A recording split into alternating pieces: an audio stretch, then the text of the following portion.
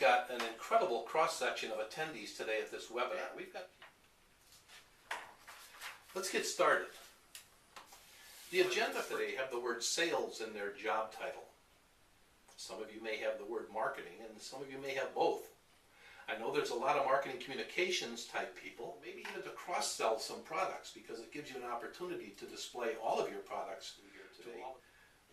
Let me tell you a little bit about who I am and where I came from. Service organization that American Airlines would name one of the most innovative 70 tons of our clients' literature around the world. During the course of all of that, there are major trade show organizers that have me come in and talk to groups of their exhibitors. The next question. So you can shout it out if you like, but what does this mean? Right, everybody knows it. Oh my God. That website address, because it's going to be very useful to you in your trade show exhibiting career. They're a source for anything trade show. But I want the statistics on this page. For the past 10 years, over 80% of the shows going on right now while we're sitting in this webinar devoted to return on investment from shows, or basically return on investment from all of marketing. Everybody's looking to measure the visitors that come to trade shows equal more leads for you. So how can you capitalize on or leverage the warranty lists that make perfect pre-show invitation names to send invitations to your trade show? Customers prospect list that any trade show organizer has. Use them throughout your trade show career. And if there's any salespeople listening today, I promise you're going to love me in about 45 minutes. They know exactly what I mean. Overhyped circle. But the booth staffer is sitting there with a cup of coffee and a bagel in their hand. How does that look? Don't talk on the telephone. Chairs in your booth. Keep your booth staff standing, or they will do it. Don't let them all in the booth at the same time. The rule of thumb is one staffer for every 50 square feet of booth space. So a 10 by 10 booth, 2 people max. Probably not. Same picture sitting in the corner on a chair. Who would want to walk in that booth? Look at the graphics on the back wall. They're relatively going to be hard to turn them around. So don't ask close-ended questions that can be answered with the word no. You've got a couple of minutes when those people are on your carpet to get them to know you, get them to like you and trust you. And you can do that by smiling. And I'll venture a guess here. You have cards that you printed up before the booth. Make sure you complete them and get applications of these people.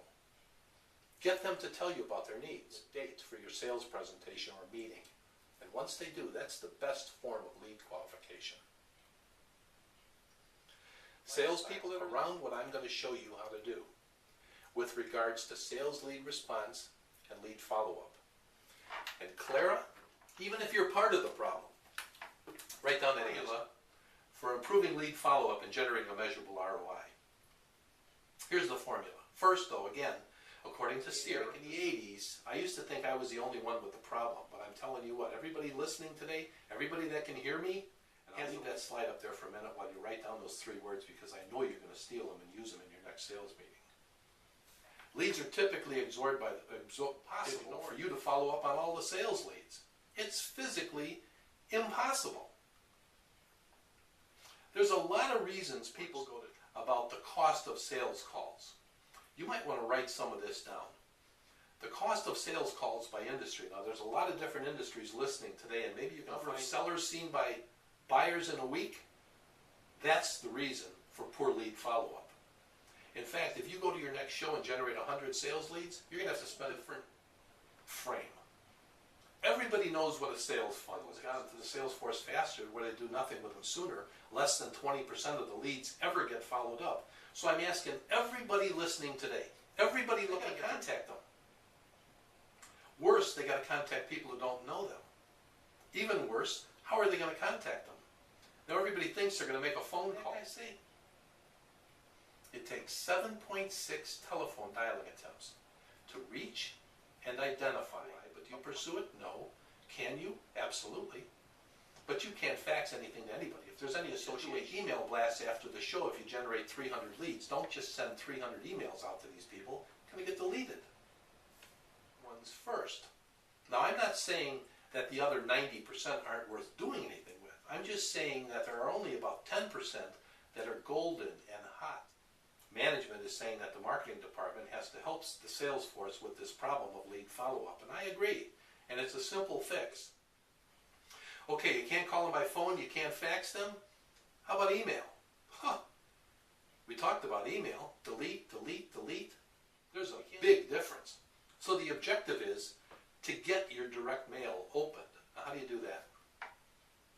Okay, if you're going to write anything down, here's what send that back to you. Now here's the magic. The first line of that letter should say your post office and invest in a letter box. That's 8.5 by 11. You can stick the letter in that box and mail it. The best way is to instantly to get them to make a sales follow-up call and maybe a personal visit on everybody that have been sent out. Implement this process. Responsible marketing methods. The rest should learn.